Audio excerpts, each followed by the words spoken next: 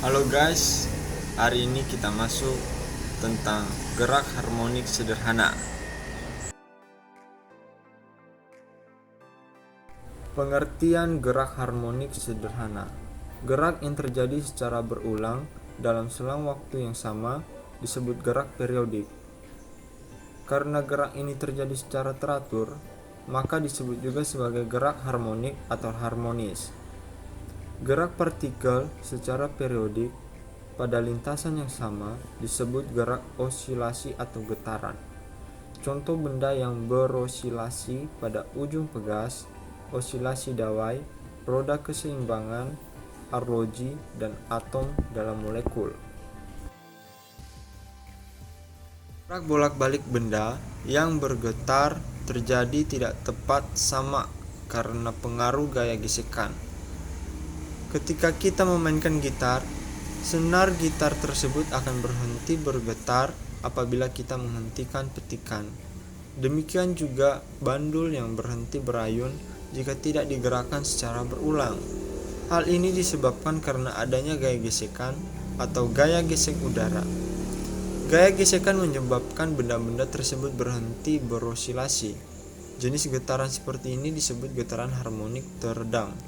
Walaupun kita tidak dapat menghindari gesekan, kita dapat meniadakan efek redaman dengan menambahkan energi ke dalam sistem yang berosilasi untuk mengisi kembali energi yang hilang akibat gesekan. Salah satu contohnya adalah pegas dalam arloji. Gaya pemulih pada gerak harmonik sederhana.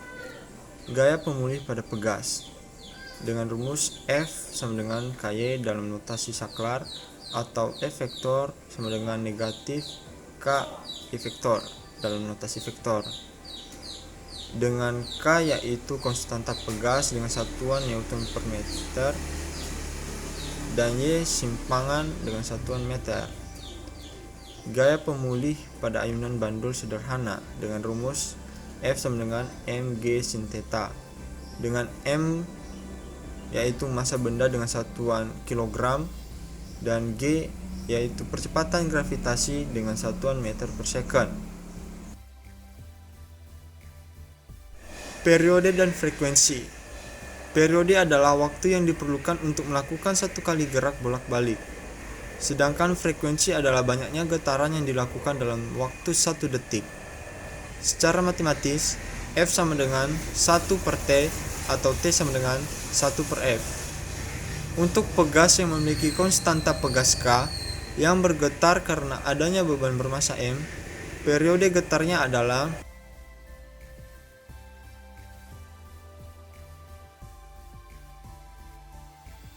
sedangkan pada ayunan bandul sederhana, jika panjang tali adalah I, maka periodenya adalah T sama dengan 2pi akar M per K.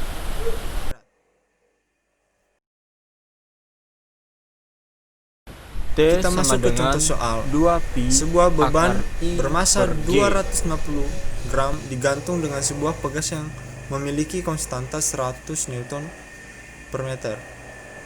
Kemudian disempangkan hingga terjadi getaran selaras. Tentukan periode getarnya. Diketahui K sama dengan 100 N per M dan M sama dengan 200 gram dan diubah menjadi kilogram menjadi 0,25 kg. T sama dengan titik-titik. Dari rumus periode getaran sistem pegas, T sama dengan 2pi akar M per K, sehingga T sama dengan 2pi akar 0,25 per 100 sama dengan 2pi akar 25 per 10.000 sama dengan 2pi dikali 5 per 100 sama dengan 0,1 ps.